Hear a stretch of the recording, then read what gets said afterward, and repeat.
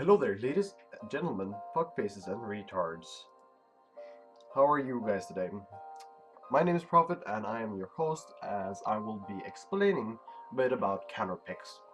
Counterpick is a myth created by bronze-silver players, which is an illusion created so that they can have a reason for losing their lane, of course. Or just losing, of course, the game in general. So, what I mean by this is that skills are just so much better than actual counter picking.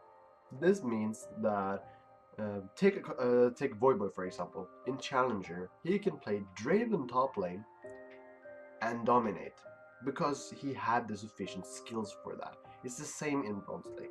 Take myself for an example. I love Akali, which we will actually see right there. I love Akali, my favorite champion. And when I see someone pick Garrett, I'm actually happy inside because I know like a lot of people, like everyone around my own skill level, suck. So that means that I can fucking dominate them even with Akali.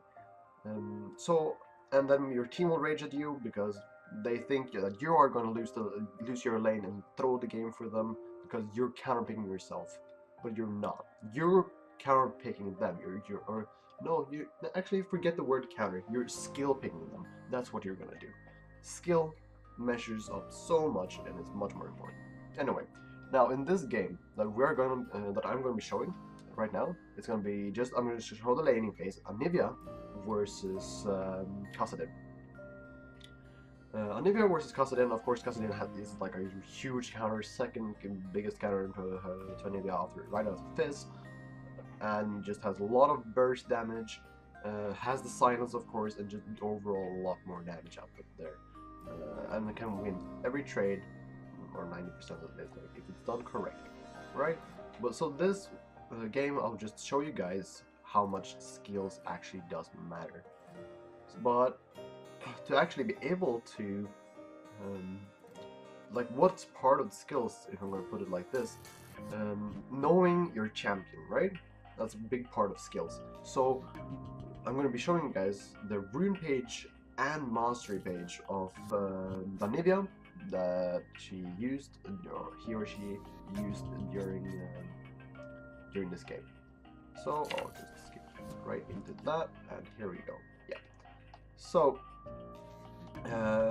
going 21-9 is a start that you see a lot of players do, because it will give you that extra damage edge both for the late game and early game. But we can see that you have added 2 points here in brute force for that extra attack damage. And of course the Havoc also works together with this to create like a sort of interesting AD opening, which I'll explain more once we get in game. And here of course just the natural shenanigans. As for the defense, he said to me actually that he actually meant to have 3 points and 1 point here. Just swap them around because it was against the Kassadin, but he picked wrong. Then again, the Veteran's Guard gives a lot of early HP.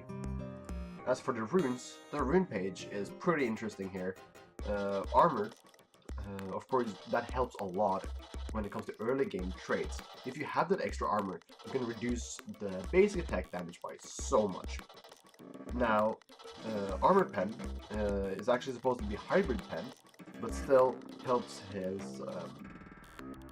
early game basic attacks with Anivia, which is really slow and sort of weak.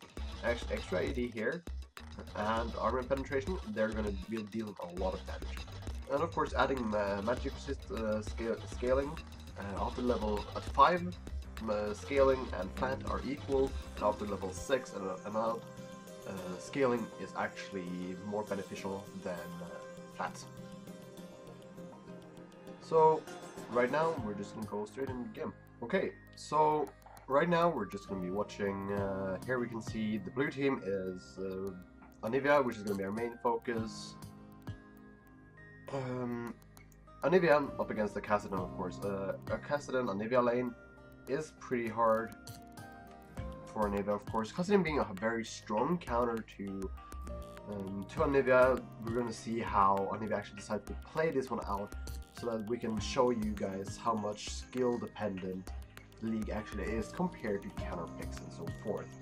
Right now, I do see that the overlay is sort of bugged out. I'm going to be fixing that. I'm sorry that it's not fixed right now. So right now we can just take a look over at the minimap.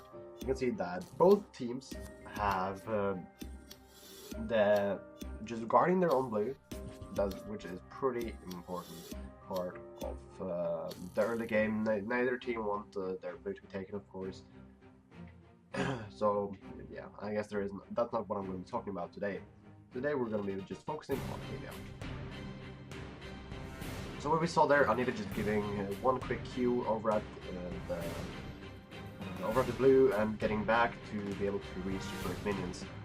Now, what we can actually note here, as after we have now looked at the rune page, you can just see how much AD Anivia have. Having 61 AD is quite a lot. For the bot lane, it actually is Twitch, Fiddlesticks, and Lulu Misfortune here for everyone to see. It'll be interesting to see how that actually goes, but we're not going to ignore that. Here for the top lane, we do have the Academy up against whoever the fuck, Benegin, yeah. I'm stupid. Fuck me, I shouldn't record this wrong. Okay, never mind. So, for the mid lane here, this is again what I'm going to be focusing on. Anivia, the Anivia player, TBM Lost Odor, add him if you want to. He's pretty good with Anivia, pretty good understanding of the game in general. So anyway, what I mean to say is that he knows his champion so well that he had figured his unique, I would say unique way to play against. This is kind of bad though, before we actually get into the first blood in the buff. But anyway, Anivia here have found another way to play Anivia, which is sort of like heavily AD based early game, just because when he gets silenced, he can just continue and just look at that damage output that he actually had. And even though he was silenced, it was a definitely good trade by far in his favor. So here we go, like you can just toss. That's some of the good part about the stun though, because even though you see the silence on his way, you can toss it and it will still be able to stun. So here, right now, Kassadin do have the higher burst because of the silence and so forth, but still he's able to trade rather equally and keep it rather equal because of that extra damage and of course hybrid pen marks.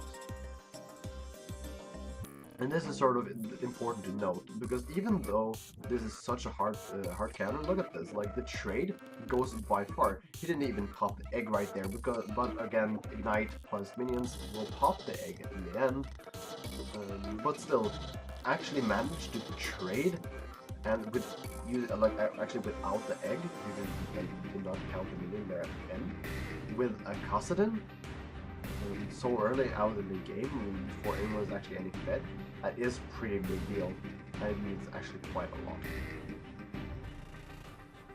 So that was almost a secured kill top lane, but unfortunately did not get that. Now back into the lane. Right now they are about to tick 6.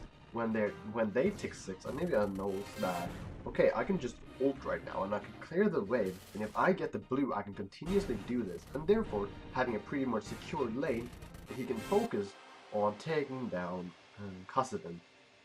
So right now, here you can see, just going up again, using his burst and just doing it with small pokes back and forth. Missing with the Stunner Bird, then again getting minions, and that which is the main feature right now, as he did not have blue. So there you see, just going with small pokes when you do not know that, you know, I really can't go for an entire all-in. You can just focus on getting small pokes. And as we can see here, actually see Sejuani coming there up from the back, says to fall back here. Sejuani gets a really nice ram there, and gets in correct positioning, and he actually does survive without popping egg or anything, or dying. Egg is actually already been popped, of course, so it's on cooldown, but still. And here we see, just goes for and clearing the wave, then goes back. Yeah, it was kind of bad engagement here, but being able to use your ulti, almost being able to pick up a kill and cast it in there, but actually get back into lane safely, it seems. Yep, getting back into lane safely. And now I can just go back to farming a bit, knowing that her blue is lost. So now, even though, was it Kassadin who got the blue? No, I don't think so. No, didn't get blue. So now back into the laning with against Kassadin, gets up a nice stun there. If Kassadin had not jumped away, which means that Costume is now scared. He is trading negatively against an Anivia. This is really bad. And that is because he actually were able to put up that early game using the AD, just the AD runes. And now, of course, now it will just pretty much start to continue just being, just clearing the wave, then continuing to poke, harass, and so forth, which is a pretty important part of how you're going to play the mid lane. Because when you do notice, like, I have an advantage, but I don't really want to go for that all-out trade, it's really good for you to just focus, clearing the minions, trying to make sure that he will not get that many minions, which can perhaps be pushing up to the tower. We do now see being 30 minions ahead and actually being 2-0 is so far ahead right now and has pretty much destroyed Akasadi in lane.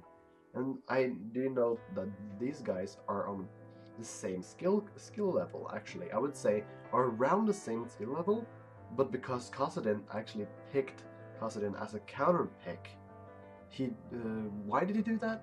Because he had like Google it, like fucking Anivia counters or whatever. He knew that Kassadin counters Anivia, but it is not his main.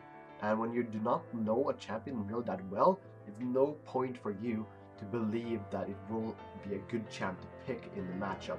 Doing a very nice job of actually popping the egg, but almost actually being able to get the kill off on Kassadin. So, just as we were mentioning, it doesn't help how much a champion counters another champion. If the one player knows how to play the champion, and you do not how to play the counter, there's no reason for you whatsoever to actually go for any like, there's no reason whatsoever to actually pick that champion, because you will like fail just like the Kassadin did now. Now I will note that it was well played by Nivea, and of course, having played that matchup a lot of times, securing the last kill, and that's about it. So thank you for tuning in, guys. Yeah, fuck you.